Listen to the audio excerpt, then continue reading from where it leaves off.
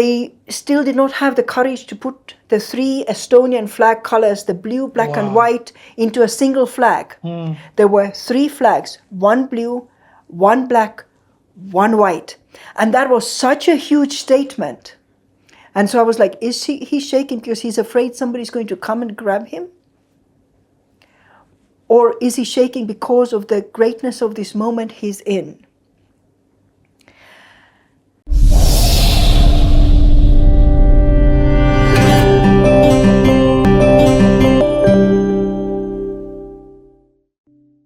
CTA with Honorable Kadri, video 5. One of the things that I always talk about while doing digital trainings, mental digital shift specifically, is evolution. That computer has gone from that filling a whole room to literally fitting on my hand. Like, it's so amazing to hear about change is constant. Evolution is constant. Tech gets smaller, hardware gets smaller, but still is able to do. Because what was that? That was a processing unit. Yeah, it was a huge processing unit, yes. And that's why, in fact, when I say it was storing 5 MB, I'm not lying. It was probably, we'll see. Okay, so you are with your dad, you want to be a doctor at this time? Yes. That's what, again, exposure. Yes, and so, yeah, so I because growing up there, looking at what he does, of course, if you hang out with doctors, you want to become a doctor. Yes. And were you then studying in the line of becoming a doctor? Well, you see, I was in high school. So, yes. Primary school, high school. One of the other things that also further fortified my intention to become a doctor is because I landed in hospital twice. I had my appendix removed, which I personally diagnosed myself when I was, I think I was 12 years old. When I diagnosed I have appendicitis, we need to now go. And I removed my appendix after screaming on the floor. I didn't know. Yeah, you see. I didn't know what it was. I knew. I diagnosed myself at 12. And the other one, which I was then, shortly after, I was also in hospital, I had meningitis. Ooh. And so I spent, not only watching hospitals, but then being a patient. And with meningitis, I was in hospital, I think about 2.5 months. And so I picked up enough paraphernalia, like the drips that are single use, and I was using them on my dolls. And I mean, it was, I was really clear. You're headed, path is doctor. Path is clear. And then when because we got chemistry in high school, and our chemistry teacher was straight out of university. Young guy, very handsome. And he hadn't yet grasped the need to actually be fair to all students. Oh. And so, while math was my favorite subject, I was participating in math Olympiads, I was in physics Olympiads every now and then. When chemistry Olympiads came, meaning they competitions. are competitions, countrywide competitions or city competitions in these subjects.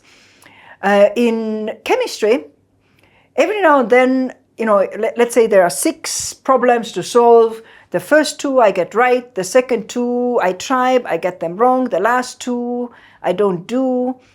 And then the teacher says, well, Kadri, I had to give you a 4, meaning that 5 is best, 4 is okay, 3 is bad-ish, 2 and 1 are, So getting a 4 when I've only done 30% meant that I really did not need to study chemistry. Ooh. And so shortly thereafter, I realized that second year of chemistry in high school, I wasn't doing well. And shortly thereafter, I realized, but hold on, to become a doctor, I need chemistry that I now don't have. Wow. And so change of plans. So why was he giving you a 4? Because I was a nice girl.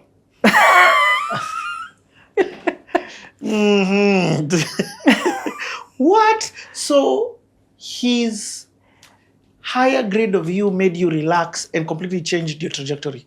Well, yes. Because he wasn't giving you the grade you deserved. Yes. You needed a 2. I needed a 2.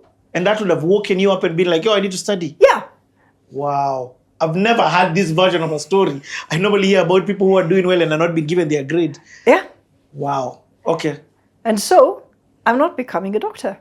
And you're finding this out as you're about to enter university? No. I mean, I realized this. So while I'm in our high school, so secondary school level, so it's years 10, 11, 12. Yes. And it's this same time is coinciding with Estonia starting to edge its way out of Soviet Union. Aha. Independence in an essence is on the So way. independence is on its way. We had something that was historic, which was the 3 Baltic states created what is called the Baltic chain. We stood from our capital, Tallinn, to all the way to down to Lithuania. We formed a human chain. Holding hands Across the 3 states and saying we are standing together and we are out of Soviet Union. Hold on. First and foremost, from a physical standpoint, do you mean you really held hands from one point to the other? Completely. No way. Look up Baltic chain. That's like holding hands from Mombasa to Nairobi. Something like that. Humans. Yes. Unbroken. Okay. This is a picture. Okay. And so... And the countries were... Estonia, Latvia and Lithuania. Lithuania. Yeah, so the 3 Baltic states. Yes. Because all of us were independent states before Second World War. Yeah. All of us were occupied by the Soviet Union. Yeah. And all of us were saying, enough of this. Okay, so who was... Actually, before we're coming to this human chain, who is fighting? Is the fighting... You know the way we have the Mau Mau in Kenya? What is that version of... How is that happening? Who is the one making noise? Because it sounds like if you citizens are making noise, you're being sent to Siberia. These were young guys. These were university students. These were the very, very young thought leaders. It's our Gen Z. Yes, it's the Mandamano Gen Zs. The Mandamano Gen Zs. I remember the first time I saw the Estonian flag. And this is... You're even tearing up. I am tearing up because it was a big deal. You couldn't bring this thing out into public. Let me first put the dog here. Our dog has some tissue. Sorry for... It's okay. So... It's a tears of joy, people. Yes, and it's that thing of we have the right to this. And so the very first time... So I was still in high school when young university guys held a protest in a particular park right behind the university. Wow. And it was a cold winter day. And there were 2 brothers. They've went on later on to become outstanding people in Estonia, but that time they were in university. And I remember one of them who was about to speak, his hands were shaking as he's holding the paper from which he's about to speak. And it stayed in my memory because I asked, is he shaking because he's cold? Is he shaking because he's afraid? Because right there and that time they still did not have the courage to put the 3 Estonian flag colors, the blue, black and white, into a single flag. There were 3 flags, 1 blue, 1 black, 1 white. And that was such a huge statement. And so I was like, he's shaking because he's afraid somebody's going to come and grab him? or is he shaking because of the greatness of this moment he's in? And so it was one of those first moments that those 3 flags were out. I was a high school kid watching this. Wow. And a couple of years back, I met that guy. His name is Indrek Tarand. And I asked him, do you remember that time back in the 80s when you stood there? And he told me he does not remember that it was cold, but he remembers that he knew this was a big deal. Wow. And so you got your answer. You were shaking. I got my answer some over 30 years later from him. It was the greatness of the moment. It was the greatness of the moment. And so... I'm crying now. What? And so one of the things that I did that same summer, because I knew how to knit, I knitted a cardigan onto the back of which I knitted the Estonian map with the flag colors blue, black and white. Wow. And so we all became brave to make that statement that we deserve to be free. Wow. And then we had the singing revolution, where nearly half of Estonian population gathered to our song festival ground to sing our songs of freedom. Oh my God. And, you know, there was no reversal at that point. That's Sarafina. Yeah. Music, toy. The South Africans have this thing called toy. I mean, this thing is mind-blowing, and thank you so much for sharing this. I wanted to find out what was bubbling under. I don't just want to believe that freedom came without a price. And what I'm hearing is that it took brave people, and it's always this younger demographic of people who believe in a better. But then now it then triggers the next people because to begin doing things, including you needed something. And so, you see, it had been bubbling. It had been, because like I said, we always knew we were going to be independent. But the big change that happened that allowed this to start to bubble was the change of the Secretary General in Moscow. Because there had been many of the very hardline dictatorial Secretaries General.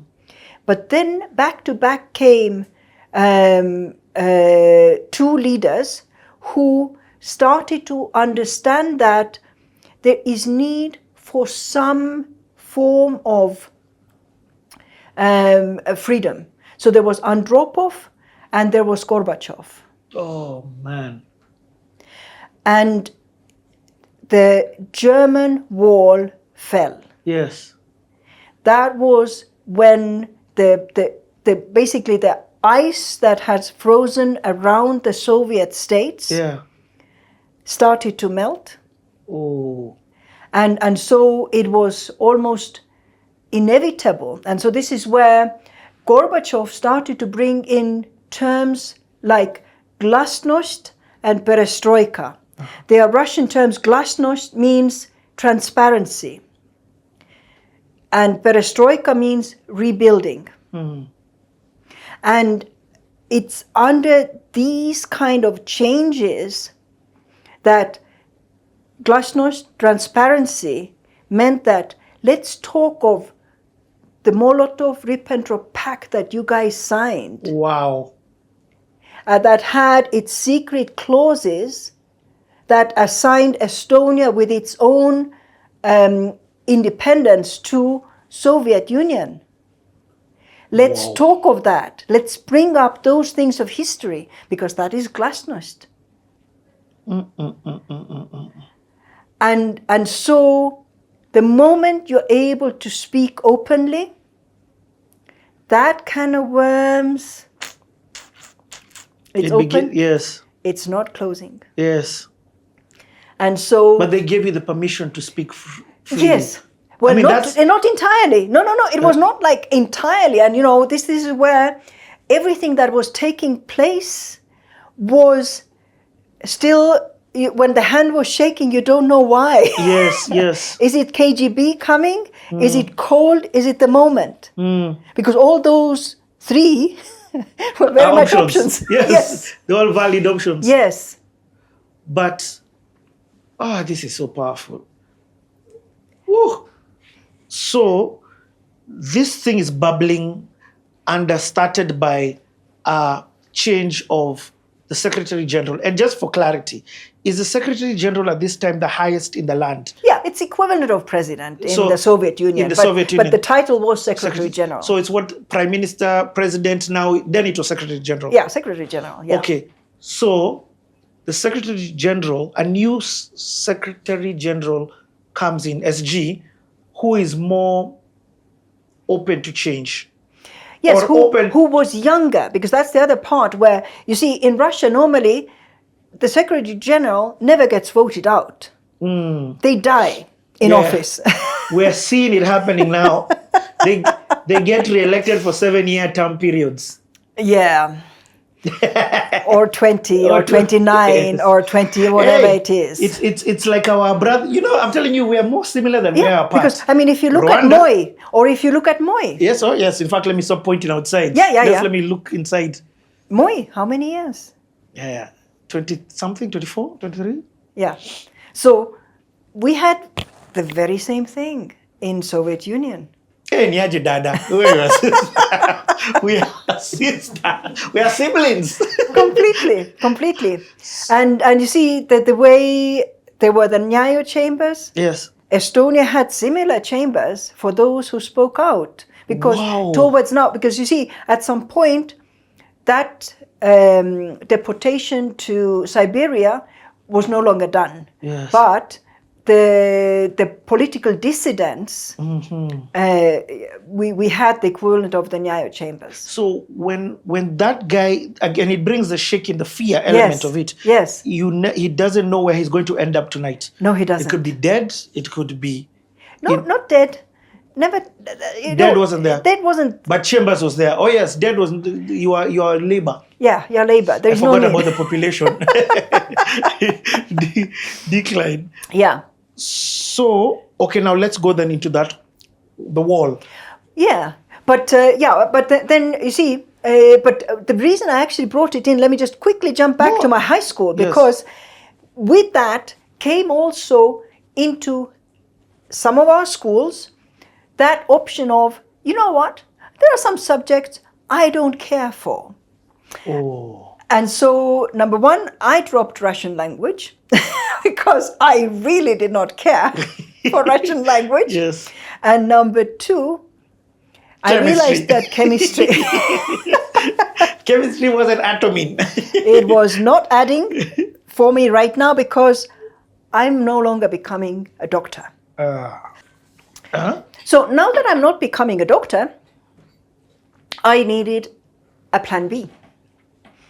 And one of the subjects that was not taught at bachelor's level in Soviet Union was psychology. Because it was considered that having too much of an in-depth look into the human mind is not in line with Soviet thinking. And it's only if you need to be declared as a dissident, probably mentally insane, that now a psychologist or psychiatrist will detain you, that such skills were important. But now that Estonia was starting to separate from Soviet Union, psychology for the first time was available as a first degree. Wow. And so I thought I was going to study psychology. But one of the other things that happened was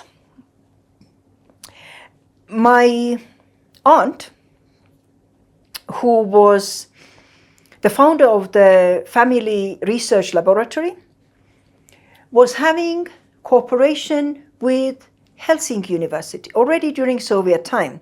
Like my classmate whose father had been a professor at Helsinki University, and he came back to our school. And then that changed how we got a trip out of Soviet Union. So my aunt had that collaboration. My aunt's daughter, who was starting to build her own career, was also having some collaborations with Finland. And so when I'm... You call it Helsinki, as we call it Helsinki. Helsinki, oh, okay. And so early January, when I'm last year in high school, my cousin, the daughter to my aunt, calls me and says, Kadri, what do you think of coming to Helsinki for maybe a few months? And this is last year high school. And I told her, okay, let me think about it. And because, you know, I think many would say, yeah, tomorrow I'm coming. Because, I mean, hey, that's across the border. That's across the border. Yes. That's the free world. But I said, no, hold on, let me think about it. So I gave it some thought, and I decided it's worth it because she talked of a particular professor in Helsinki University who was a professor of social psychology, a subject I hadn't even heard about. Because now I had already put my mind to psychology, but I said, hold on, social psychology. And so, so I went to, number one, I said, yeah, I'm coming. Just hold on. I need to go and have a conversation with my school principal. Mr. School Principal, here I'm writing a letter to you telling you that I'm going to be away for the next 3 months. Whoa. I will come back and do my exams, but in meantime, 3 months I'm away, chill. And because I, of course, could not simply leave the Soviet state, because that was still Soviet Union. My aunt said, she is our research assistant and she is going to Finland to be part of our research team. Wow. I'm still in high school. But I had just turned 18. So that made me legal as an adult. So it's 18 years old is now the legal age. Yeah, 18 years, your legal age. And so that call was early January. My birthday is in December. I've just turned 18. I'm legal as an adult. And so I was, so to say, smuggled out of the country. But you're coming back in 3 months. Yeah, I'm coming back in 3 months to finish my high school exams, yes. And so I went to Finland. And what year is this? So this is 1990. 1990. Oh, that's pivotal. Okay. 1990 or was it 91? I'm trying to remember. But anyway, it's before Estonia is independent. Yes. It's still Soviet Union time. And so, no, it had to be 1990. Yeah, it had to be 1990. And so I go off. I live in the family of this social psychology professor. Wow. I occasionally attend the school that her daughter is at. I get my first understanding of, because their child had cerebral palsy, and getting an understanding of what special needs care looks like in Finland. But I also do a research assistant project with her because she's doing a research into women in non-conventional jobs. Reflect back to Soviet women for whom there were no non-conventional jobs.